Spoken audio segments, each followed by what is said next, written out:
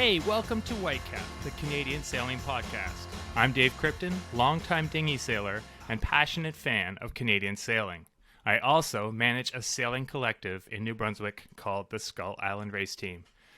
Today on the podcast, we're talking about Canada Ocean Racing, a new Canadian offshore team who will be competing in the Imoca Globe Series, leading to the most grueling event in the sport of sailing, the Vendée Globe, a solo, non-stop, unassisted, around-the-world race.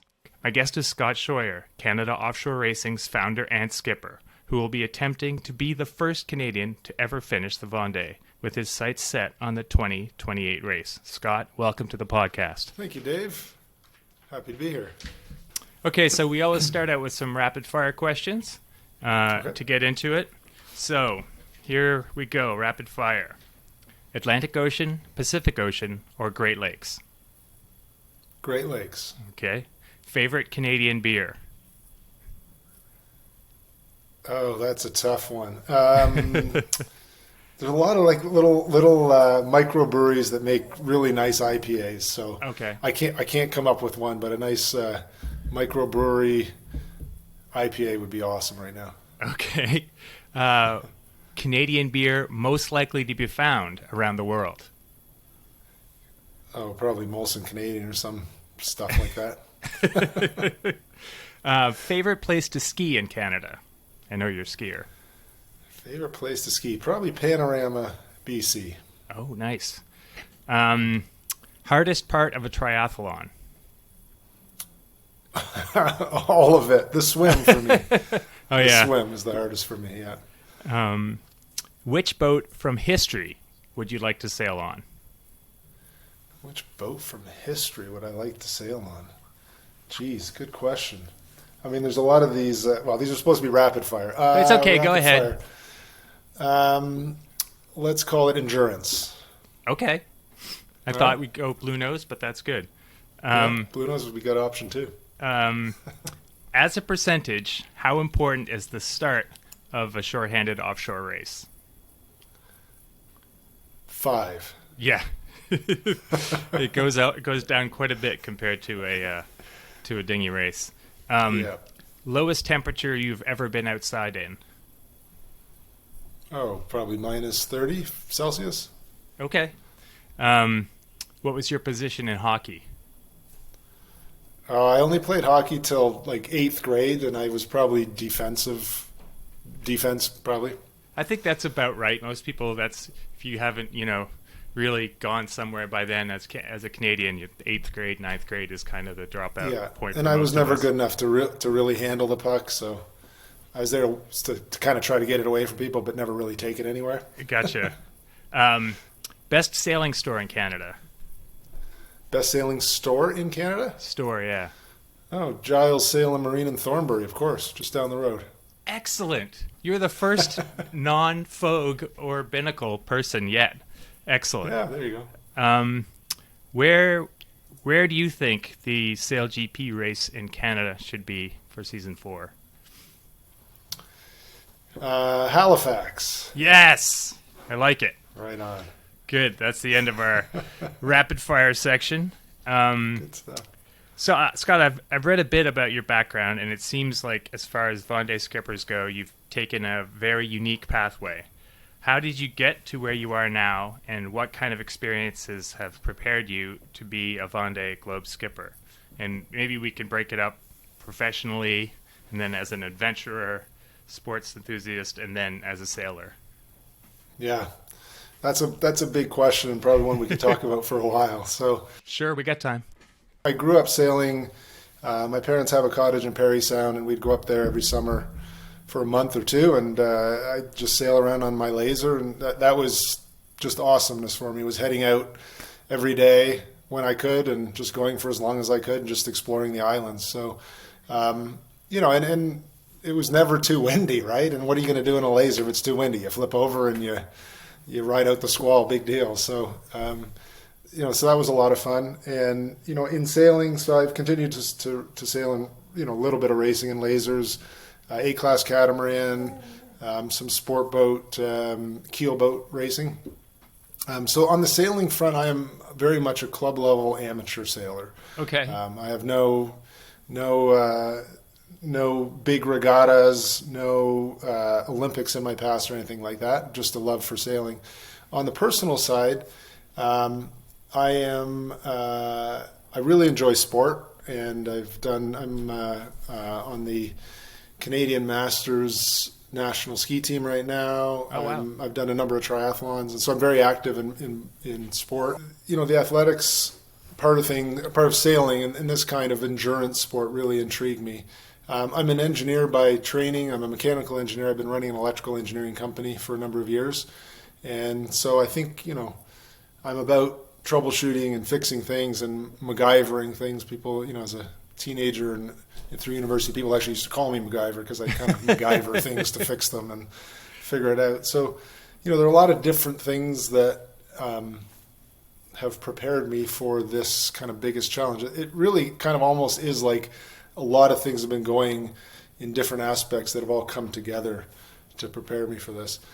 Also the business experience of running my own business and building my business has given me, and selling a large portion of that has given me the finances to start this venture, which really is a small business.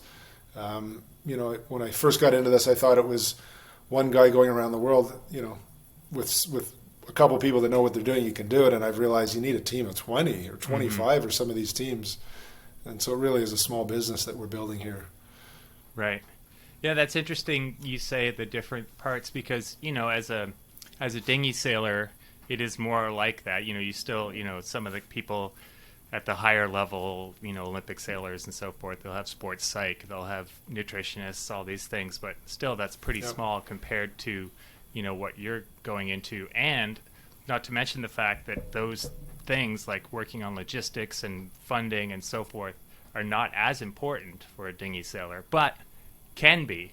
So, sure. I guess the idea is that the skill sets are quite different for the two different things. Like you don't have to have, come up through Olympic sailing and so forth to get into the offshore world, I guess. Yeah, I don't think you do. Obviously there are people that I'd like to work with.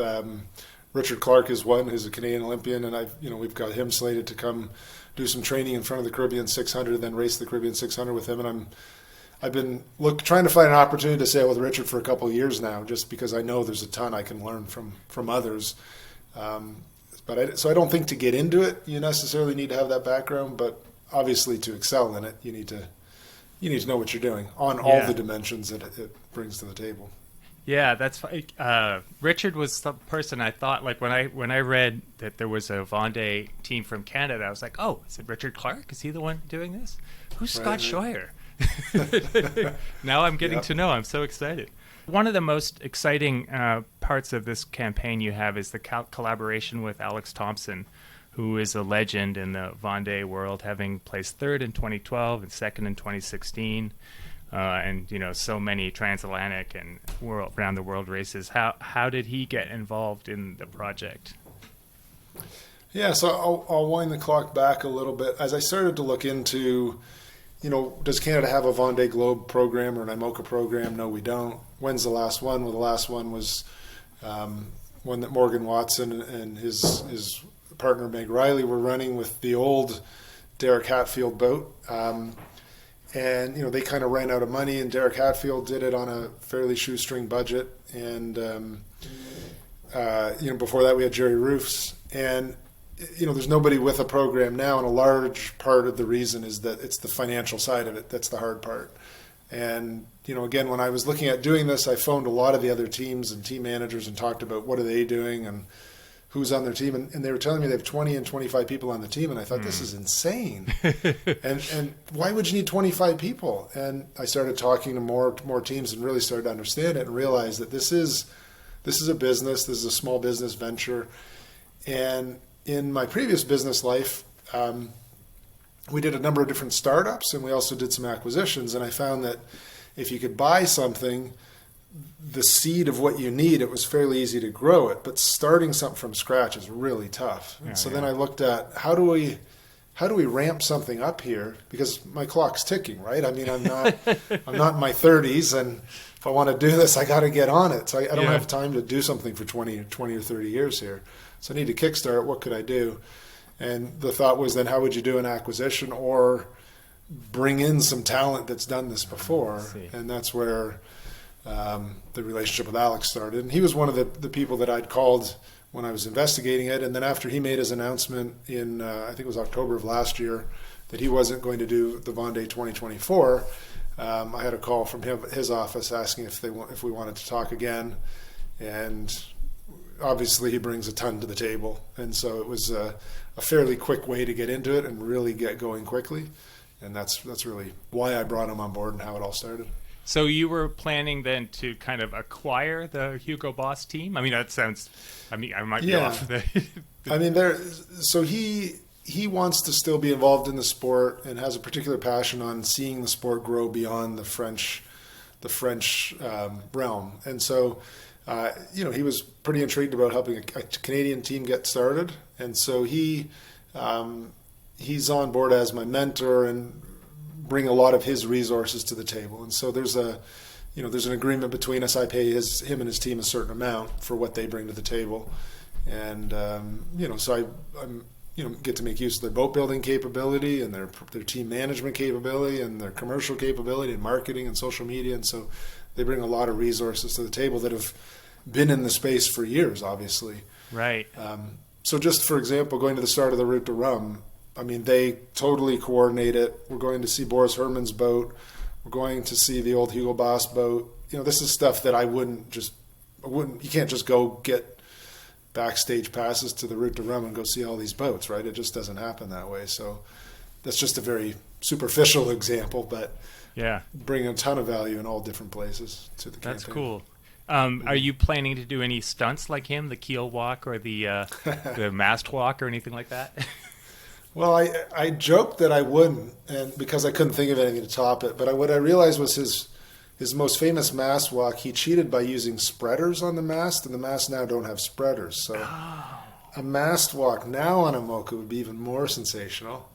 But I don't know that I'm up for it, so we'll see. So he cheated by today's standards or by those Well, standards? no, he didn't really cheat, but he walked up a mast, and at the time the mast had spreaders. Okay. So every 10 meters or so there was something to hold on to, and of course he could hold on to the standing rigging all the way up. Now if you were to climb the mast, there's nothing to hold on to.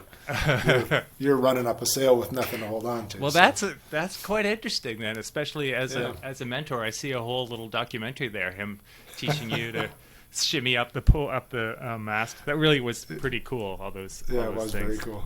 So the Vendée Globe is, as you say, and as you say that Alex is hoping to grow the sport into different areas. It is very popular in Europe and especially France, as you say, but not in North America. Why do you think that is?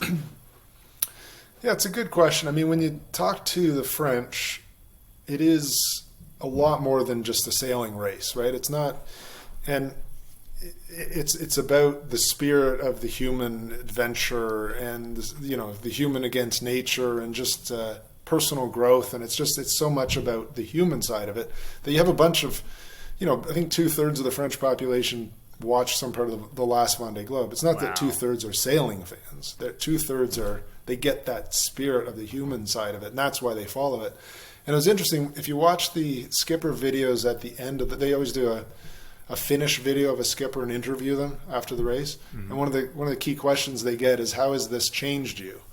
And that's one of the things they're looking for, is that kind of personal, to see the evolution of the person or something. And in Canada, you talk to people about the Vendée Globe and say, yeah, I'm not interested in sailing. Well, it's not about sailing. I mean, it's a sailing race, but the sailing is kind of the sailing race is the canvas on which the painting is painted, kind of thing. And so I don't think that has really gotten out to people necessarily. And so at this point you have Canadians who are sailors watching the Vendée Globe. But I mean, I have met a few Canadians that are non-sailors that are absolutely fanatical about the Vendée Globe for the reasons we talked about. So I think it's a matter of time, and the more sailors experience it and describe it to non-sailors, the more others will get it, and I think it will grow in popularity for sure. Interesting. I wonder if we just want to consume our sport in 60 to 120 minute chunks as North Americans. Yeah.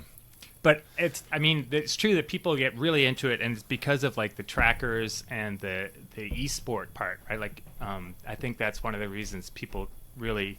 Like, how would you say that plays a part in it? The trackers and the video game and so forth. I think the tracker for sure, and also the availability of content from the boats now with the satellite systems being as good as they are, is you can literally bring people into the race and you can see everything that's happening every day, and you can. I watched a ton of videos in the last Monday, and you could tell, regardless of what the skipper was saying, you could tell whether they were tired or whether they were happy or whether they were run down, and you could really feel what they were feeling out there. And I think that becomes super engaging as well. So I think all of that is going to contribute to it becoming a very interesting sport for a lot of people to watch, even non-sailors. Right, and that's, also, like you say, we don't have any role models or, representation, so now we've got you. And and that's I guess an interesting part of your story is that, like you say, you're a club level sailor, and you're about to take on this like I said in the intro, the most grueling part of the sport of sailing. So that's pretty cool. You should be proud of yourself to get even where you are now.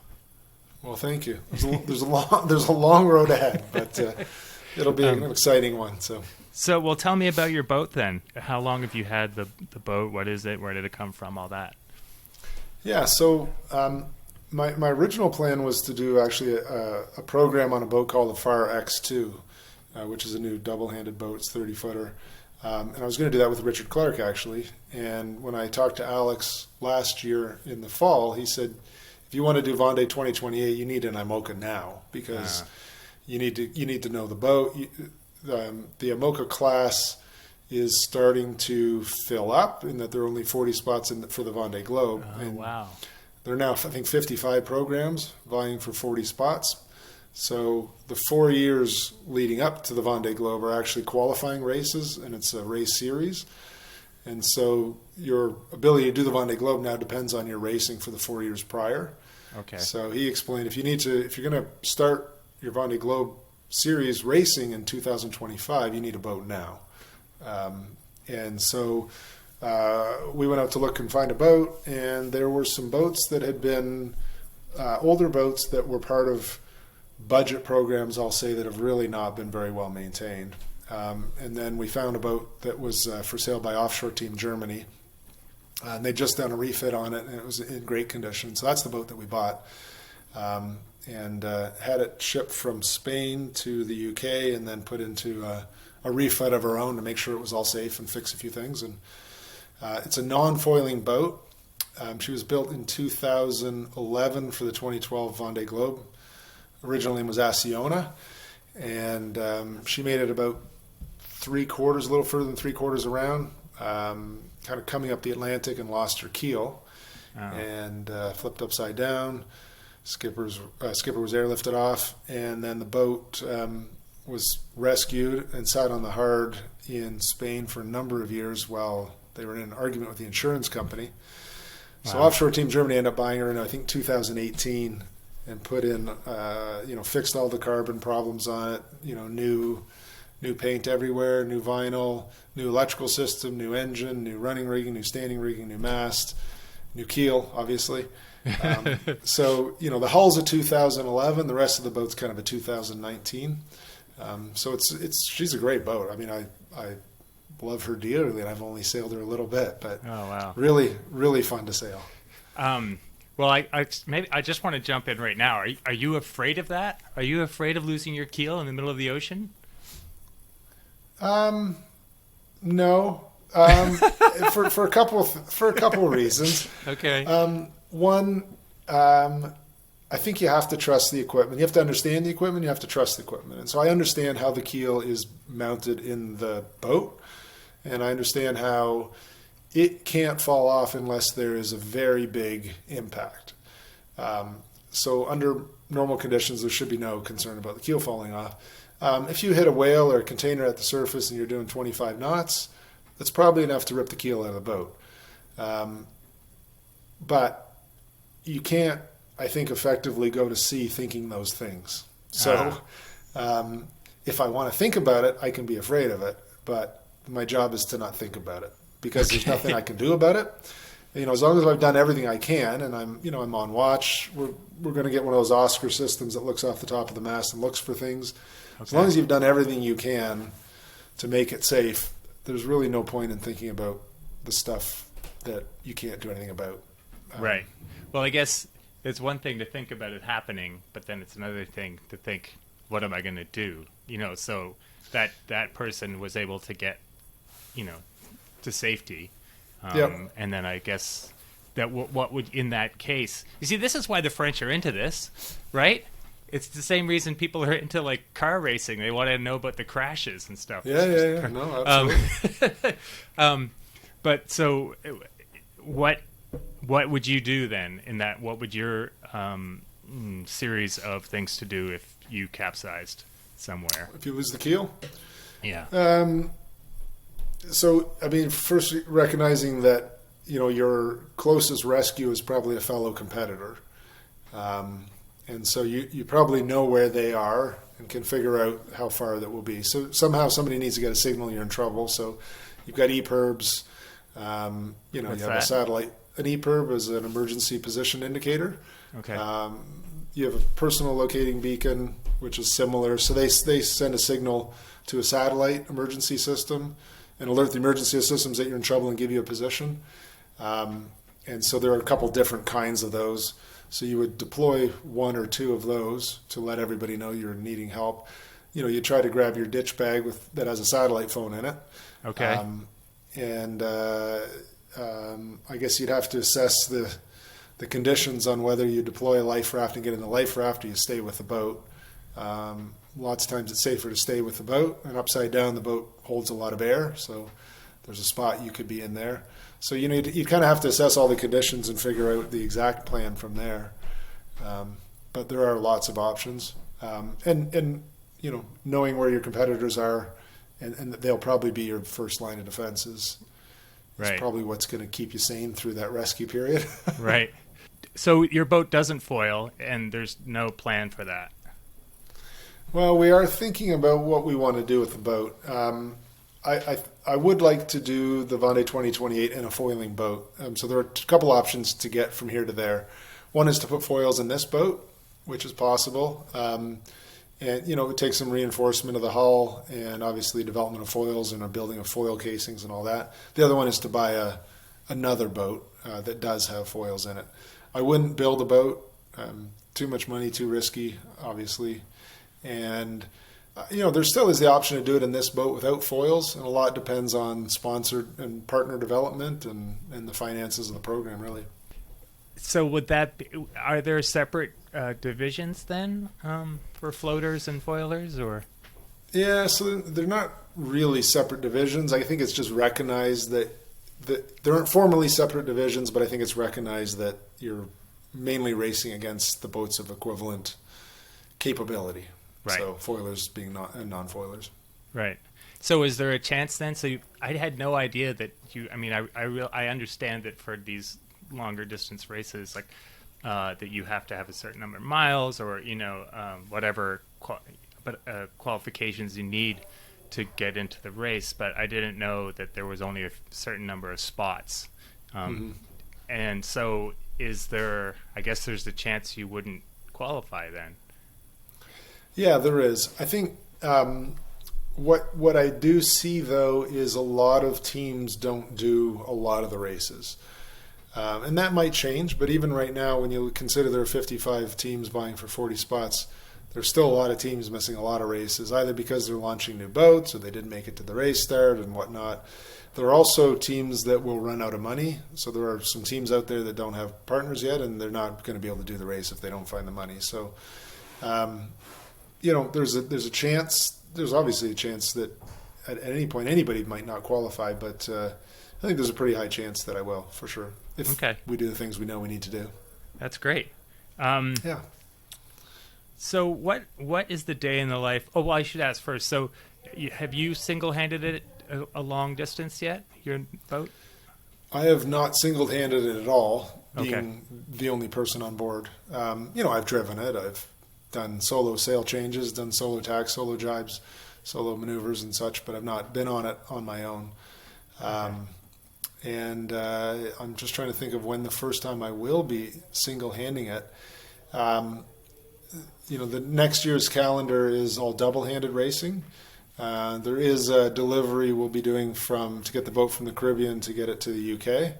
And I'm going to do that in a fake solo format. So we pretend I'm the only one on the boat, but there are a couple other people on the boat with me just in case things don't go well and I need help. So that's cool. That seems like yeah. a good way to go about it. Are you doing double? So what's the first double-handed event, actual race you're doing? Yeah, so the first double-handed race I'm doing is the Rourke Transat in January. Leaves January the 8th. And who are you sailing that with? I'm sailing that with a skipper yet to be named. I'm meeting him for the first time this weekend. So if things go well, we'll go from there. We're going to do a double-handed session out of Portugal next week.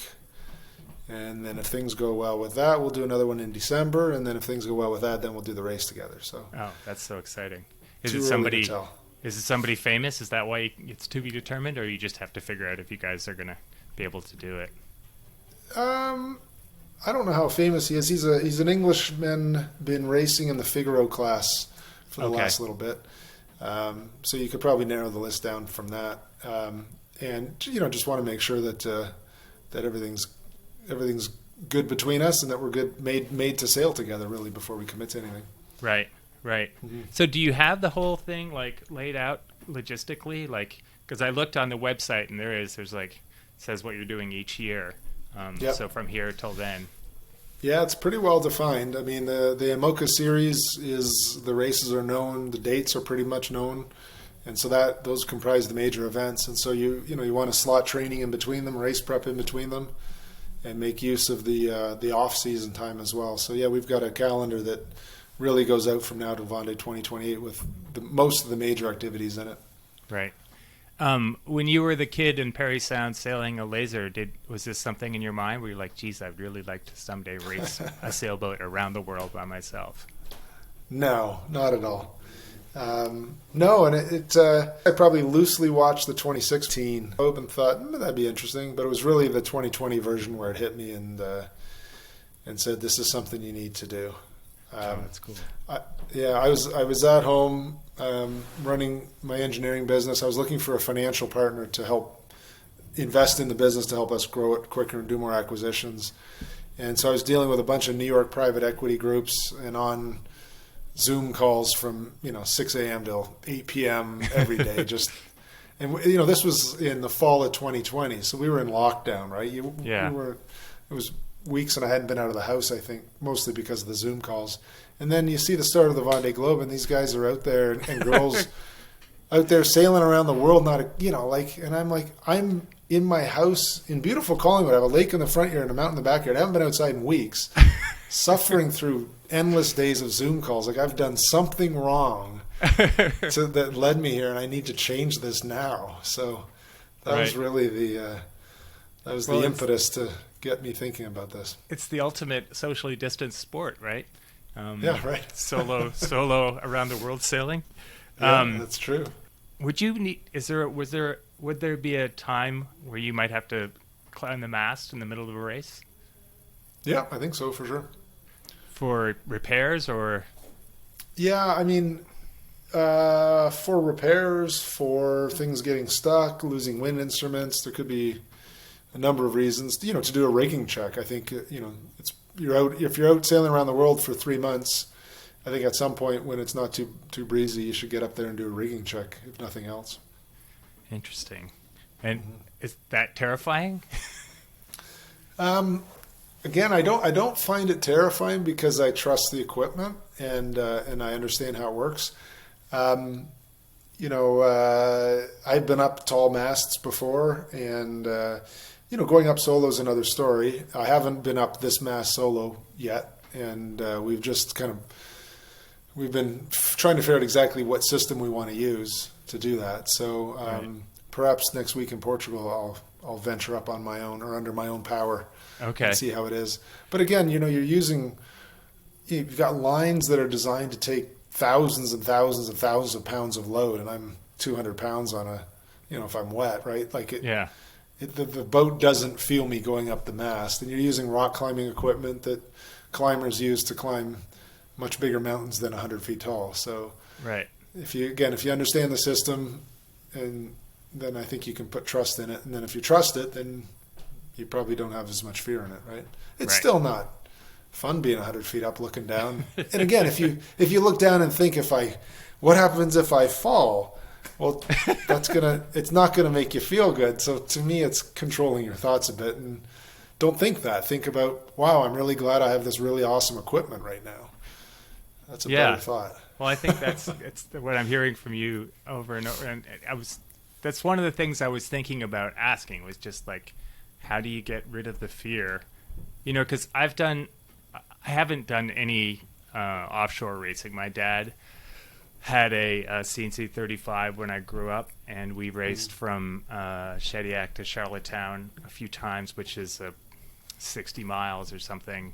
And they made it an overnight race, I think, just so we could get the experience of sailing at night, which is amazing, and I really enjoyed it. And then I started sailing here in New York, Hobie Cats, Hobie 16s, and we do a Statue of Liberty race every year, which is from Sandy Hook in New Jersey around the Statue of Liberty and back. It's about 60 miles. It's great. Oh, wow. So much fun. That's cool. It's all cats and like colorful sails and container ships and on the 4th of July, and it's a great time. But I'm still frightened of boats, of being alone, of there not, somebody with the experience racing a lot, everywhere. But when you're racing a laser, there's always boats around you, and coaches and safety boats and everything.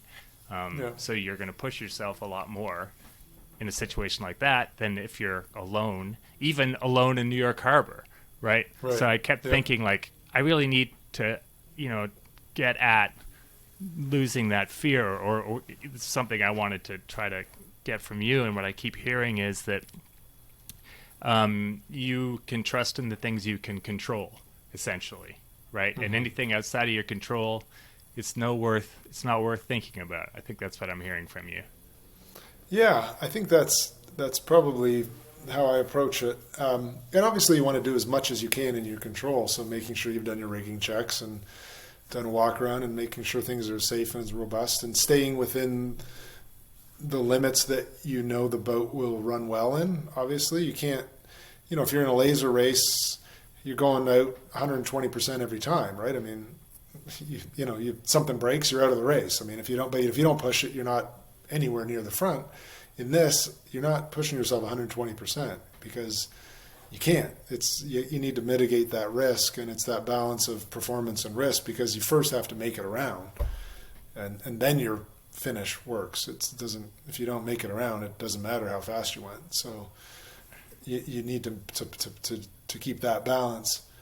And then the other thing for me is the first time my first real ocean experience was crossing the Atlantic from Gosport in the UK to Halifax.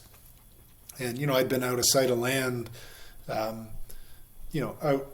here in Georgian Bay, because you can't quite see across when you're out in the middle. But, just over the horizon is land. It's there, Being out of the sight of land in the middle of the Atlantic is quite something different. And I was before the trip, I was afraid that I would be afraid. What am I going to do if I'm out there and I start feeling panicked about, nobody could save us if we're, because you're beyond helicopter range and no airplane can stop, and there's no other boats for a long way. So what happens if I start thinking about that? And then I remembered, some of the, training that I've done. So I guess a bit about me personally is I've had some issues with anxiety in the past. I think everybody has some anxiety in them, and it's whether you are comfortable with that or not. And I got uncomfortable with that, and it started to become a problem. And so, I've done a lot of work on that and realizing that what you think about can really create or dispel or dissolve anxiety. And so I was concerned before I left. I was questioning whether the techniques that I knew how to apply would actually work out there when they needed to work. And it was great that they did. I mean, there were times, I remember one time we were out there and I don't know, the waves were picking up and something happened and somebody said, "Oh, well, we're out of rescue range, so hope that doesn't happen." I said, "What does out of rescue range mean?" They said, "Oh, well, once you're 600 miles offshore, you're out of rescue range." So, and at that moment, I could have either thought more about what they said or I could have just shut it off. And I just shut it. I just said, it's not, I can't think like that thought. I'm going to just let it vanish because there's no point in me going down this path with thinking about that. Because if I do, it's going to be really bad. And there were a number of times on the Transat I had to employ that thinking was just to let the thought go. You'd have a thought come into your head and you can either latch onto it and give it energy and think about it, or you can have the discipline to let it go, and you just have to let it go. Yeah. Wow. That was just, so you just did your first transatlantic crossing on that boat recently, right? Yeah, it was just in August of this year. Yeah. Okay. So what's that? Like 4 months ago or 5 months ago? 4 months ago. Yeah. Wow. Yeah. And sounds like was it eventful? Did you guys have any big issues? It was a blast. So we had done a couple of... how big was the crew? So there were three crew plus me plus an onboard reporter, a cameraman. Okay. Who was also a sailor. So 5 of us in total. And we'd done a few day outings from the UK just to get used to the boat with Alex and the crew. And then we attempted to do the crossing, and we got about a day out and noticed that one of the daggerboard casings was cracked and water was leaking in. And so we phoned the boat builder and explained, and he said, if you were out at sea, you'd put some stuff on it and kind of try to glue it back together, but you're only a day away, so come back and get it fixed properly. Okay. So we went back and got it fixed properly. And then about a week later, probably 10 days later, we were ready to go again. So we left, and we came out of the English Channel, and we were met with a gale coming out of the north, and the winds were probably 40 knots. The waves were about 4.5 meters high. Uh-huh. And I thought, oh, wow, here it goes. But the boat handled amazingly. I mean, the boat it's like a big dinghy. It really is. And it's tiller driven, right? So you just steer. It's like steering a laser in 3-foot waves. It's a blast. Wow. So, again, trust the equipment, trust the crew, and you can have a good time. Right. And I have suffered from seasickness before as well. I've noticed as I'm getting older, I have less a tolerance for motion. Oh, no. Yeah, I noticed it first, actually. I took my daughter to Canada's Wonderland. And this was a few years ago. We went on rides, and by lunchtime, I couldn't do it anymore. I was just so sick. And earlier this year, I entered the Block Island race on a Sunfast 3300. And in that race, we had a bunch of wind and waves. And then the wind shut off. It got foggy and dark. And so we were in really lumpy seas and really thick fog. And I just got really, really sick. Uh-huh. So I was really nervous about seasickness. I took a little Stugeron for the first few days, and it worked marvelously. So wasn't seasick, and we handled that gale really well. And it pushed us south a bit. We lost an alternator, and we were having some weird electrical issues, so we ended up going to the Azores to pick up a spare, and ended up having to motor for 4 days to get out of the Azores because the wind was absolutely dead. Oh, yeah. And then once we got past that, we got back into 15 to 25 knot winds and back to sailing. Came into Halifax under blue skies, which I've been told has never in the history of man happened. So in the interview I read, you said that you one of the goals is to inspire the next generation of Canadian offshore sailors. So what kind of practical things do you have in mind going forward for that? Yeah, it's a good question. We want to inspire non-sailors to take up sailing. We want to inspire even club sailors to take up racing. There's a lot of people that kind of take the next step. inspire all Canadians or all people to, put something in their life that is a bit adventurous and gives them a bounce in their step, or makes them excited to get out of bed in the morning. And part of that, again, is inspiring offshore sailing and the next generation of offshore sailors in Canada. And so we're talking internally about what different development programs we want to do. There's lots of different options. The pool of young offshore sailors in Canada is pretty shallow. Mm-hmm. And so even for our own needs, in that, our boat right now, we have a crew of 4, and we want to continue to be able to have people that are able to help with deliveries and things like that. And there are not that many people out there. So training opportunities on our boat are some options. Also having another kind of platform to train on. So for example, that Far X2 that I have on order should be arriving in the next couple of months. So that could become one of our training boats. And even on the Great Lakes, have some people that are dinghy sailors that want to try offshore sailing come up, and you can go out for a few days on Lake Huron or Georgian Bay here and have some real wind and some real weather on a boat that's like an X2 is an offshore boat. So that's cool. I didn't know you're still planning. You're still getting one of those, and you're going to kind of use it as well. Or yeah, I need to have a boat at home. Yeah, well, yeah, for sure. It's not like you need to get ready for this. It's not just going out for a beer on a Wednesday night. What that's right. Did you think at all about the mini Transat? For me, I have not. Just again, I want to do the Vendée Globe, and it just doesn't. There's not enough time for me to do a mini thing in that. But minis as a development platform is another interesting idea, or some older Figaros that could be bought and stationed at different clubs that kind of help them, and could be part of our that's some of the stuff that we'd like to talk to about potential corporate partners is having them be able to spread their messages further as well through a development platform. Do you have a kind of sort of tentpole sponsor, Canadian sponsor, that would be available, or that you're looking to get, or?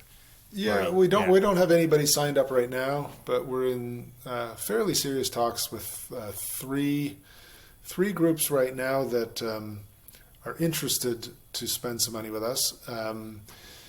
It's the tough part is figuring out. At the end of the day, we need one sponsor to carry probably 2/3 of the load, and probably 2 sub-sponsors to carry the other third, and you don't want to give away too much at an intro level for somebody who can't make it to the full sponsor level. Right. And so that's the debate we're having is, do you take a little bit right now, or do you kind of hold out for the more? Because at the end of the day you need the more, but a little bit always gets the ball rolling. So yeah. Wow. Because what are the French boats are sponsored by cheese and all kinds of weird stuff, right? So what kind of could you get a Sobeys boat, or I don't know, a Labatt's boat, or like? Yeah. I mean, any. I guess it has the potential to be of value to any company. You really have to understand what the company's trying to do and how that aligns. But it's interesting, and I didn't know this until I kind of got talking to more of the teams, but I always thought the sponsorship was for the big banner in the sky, right? Like the sail that's all logoed up with their name. Yeah. And that, the people that watch the videos see that. Well, that's part of it, obviously. But there's a team that's an engineering IT-based company that sponsors the boat so that they can use the images of the boat and the idea that they sponsor the boat in recruiting initiatives to find IT professionals and engineers who want to be involved with a cool company that does cool stuff. And so in a challenging labor market, that helps differentiate them from a boring IT company. We're a cool IT company because we got an IMOCA here and we have a team that races around the world, right? There's a team in France that is sponsored by what the team Initiative Cure is the kind of the main part of it, and that's an initiative to get heart transplants for kids that need heart transplants. One of their sponsors is a company called Vinci Energies, and the reason they sponsor it is they're a public contractor in France. They get a lot of public work to build hospitals and roads and things. And so they want to be seen by the public as a company that does good, so that when the government gives them a large order, the government doesn't get pushback. It's like, good job, you gave it to the good guys. And so they sponsor this boat with this big initiative to get heart transplants, so they look really good for it. And that's what they get out of it. There's another team that's sponsored by a group that the company does a lot of acquisitions around the world, and they were looking for a way to bring the company together around a common set of values. And so the boat is their platform to do that. So there's all these different ways, and the best company is one that could take advantage of all those ways. And that's where we need to talk to a bunch of different companies and understand, what are you trying to do? What are your key initiatives, and how could our program help you?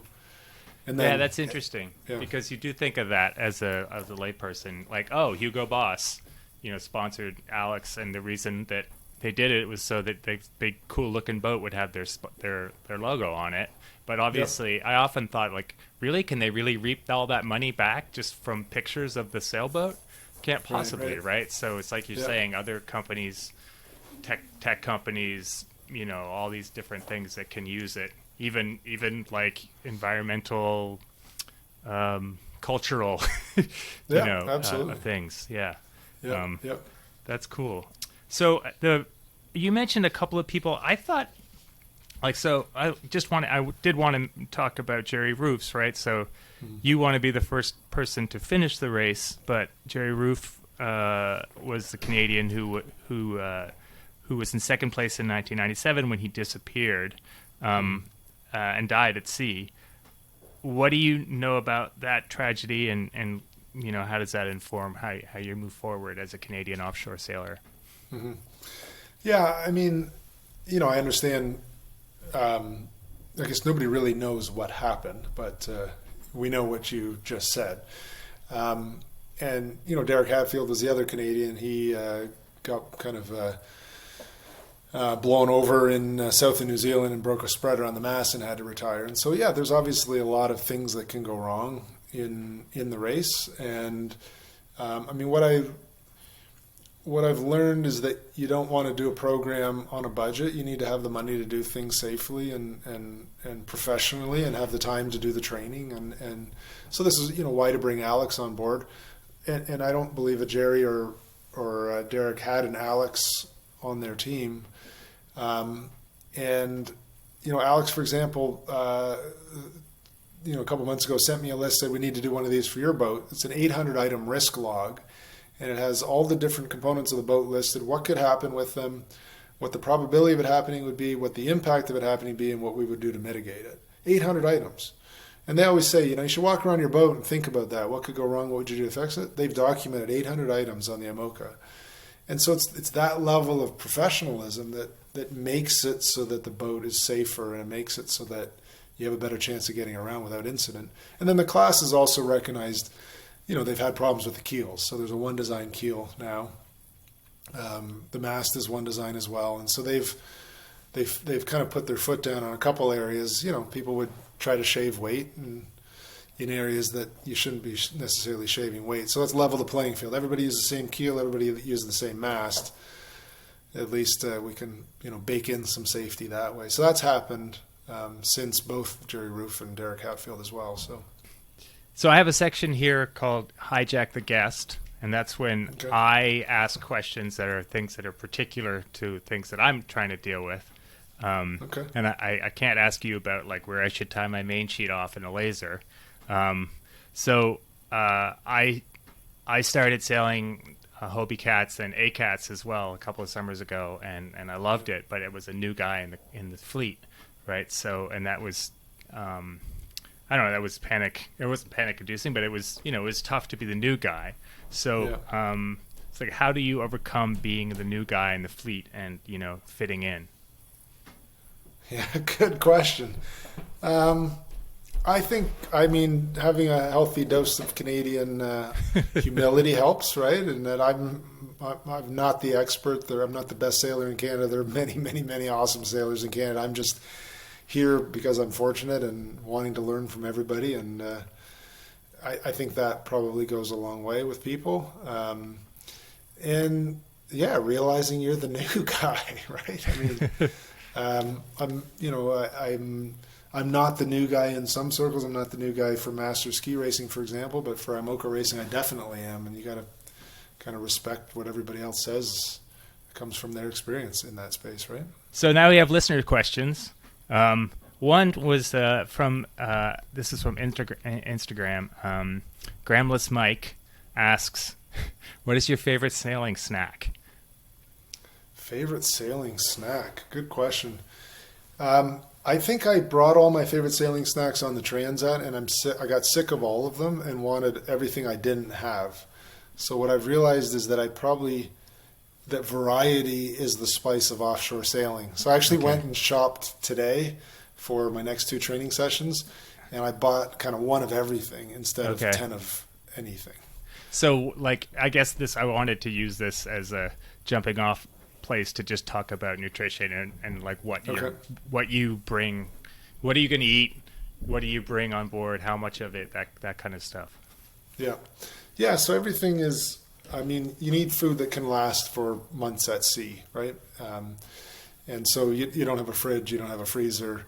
So everything is either freeze-dried or pre-packaged, and obviously weight is a concern too. I mean, I think Alex was spending something about like $10,000 to shave a pound on the boat. So you can't bring a can of beans. You'd bring a can of freeze-dried beans, right? Or a bag of freeze-dried beans. So what I bring, I'm tweaking the diet right now. I found I didn't have enough variety on the Transat, so I didn't eat. So in a 16-day crossing, I lost 5 pounds. So I looked good, but obviously you can't do that for 3 months. So so I'm trying to add some variety. But for me, basic breakfast is, and breakfast is kind of a funny thing because you're sleeping in little increments and grabbing food all through the day. But I've got granola. I've got oats that I mix with the granola. I have a bunch of different kinds of granolas. I have granola bars. I have nut bars. I have cereal bars. I have prosciutto, salami, pepperettes. Those are all okay. Lots of nuts, and like peanuts and mixed nuts and things like that. And then the main staple is the freeze-dried food. Okay. So those are all snacks. And the main staple is the freeze-dried food. I'm a particularly picky eater.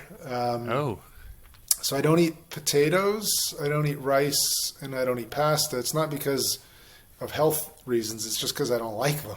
Okay. And any freeze-dried food you buy in the store has potatoes, rice, or pasta. Anybody listening that's eaten freeze-dried knows that.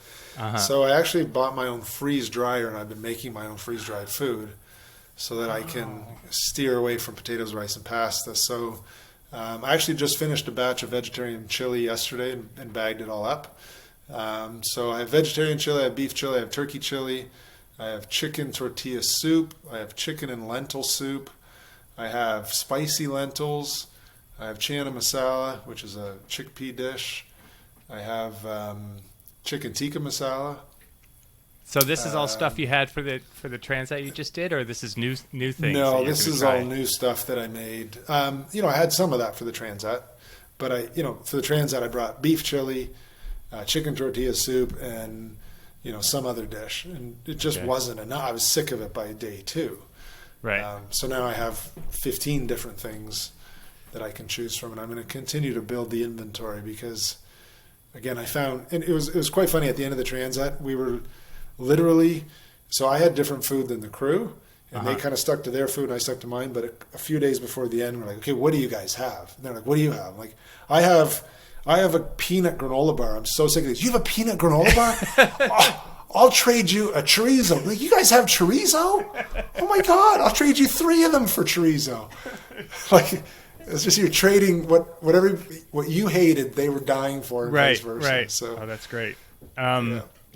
So the other listener question was from Tom Ramshaw, 2-time Olympian in the Finn class, and he also he's on the SailGP boat as well. He was on the podcast. Great guy. That's right. But so the most famous person who's ever asked a question. He says, "What's the best way to get started in offshore racing?" Start sailing. Really. I mean, and that's what I realized is, I mean, it's kind of funny because you talk to anybody about their class of sailing and it's this big thing, right? It's like, well, we race ACATs and they're different. You don't understand. They're different. And we race IMOCAs. You don't understand. They're different. It's offshore. At the end of the day, it's a boat with a stick that goes in the air and you hang some stuff off it that makes the boat go, right? And I mean, if you can sail a laser, you can learn to sail an IMOCA. If you can sail an A-class, you can learn to sail a whatever, right? I mean, you can learn between the platforms, I think, I'll say fairly easily. Obviously, there's a lot of skill in dialing in a certain platform and, you know, getting to the elite level, huge amount of skill and training from one to the next. But at the core of it, they're all the same. So the best way to get into offshore sailing is to learn to sail. And the best way to get into offshore sailing, I think, is probably to, volunteer crew for somebody at a yacht club and just in some larger boat sailing. A lot of the clubs have distance races that they'll do. You know, they might have a round the buoy circuit that they do for the year, but in one race they'll do a distance race that might just be a day-long race. Try to participate in that. There are some, if there are other offshore events you can get into from that, then go for it. I think that's probably the best way to get into it. And I mean, I guess from what you were saying that there's not like a glut of people that have experience in Canada to do offshore sailing. So if you get a little bit on deliveries or something like that, then you're going to be sought after. Yeah, absolutely right. True. So I missed a couple of questions going back. Right. One is, I know that Alex's boat, the last videos I saw, he's basically inside all the time when he's sailing. Is your boat like that, or are you outside steering and stuff? So our boat has a covered back to it. It doesn't go all the way back. It doesn't go back to the Traveler. It goes about halfway back. We were debating extending it. I don't think we really need to. It shelters most of it. The boats of older days were completely exposed. As soon as you came out of the cabin and came to a winch, you were just getting killed with the water. They're trying to protect people more and more and more. And yeah, the newer ones are completely enclosed. So different, but I don't. This one isn't, and we probably will leave it and see what we get with another boat. Right. Yeah. And then, because I don't know anything about offshore sailing, like how does the autopilot work? Like when you go to sleep, what's happening? Yep. When you go to sleep, well, you drop anchor and take the sails down and go to sleep. No, you have an autopilot, so you don't have to drop the sails and anchor.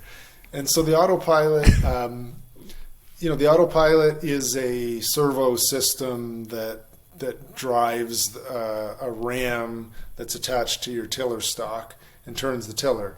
And so the motor of the ram is controlled by an electrical system that takes into it some data. And so it takes into it the current position of the ram, and it also takes into it the position of the boat, the wind speed, and you put in a heading.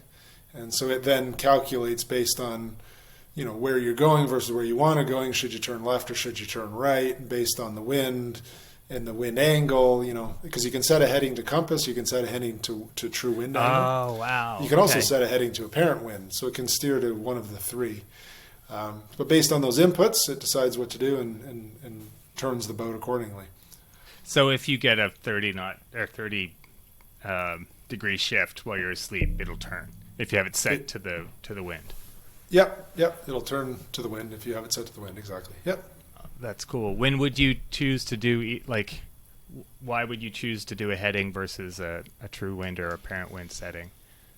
Why would you choose to do a heading? I think in light wind and light shifty wind, it struggles to do a true wind following. And so you probably just set it to heading and say, I want to go that way. I'll take whatever wind I can get.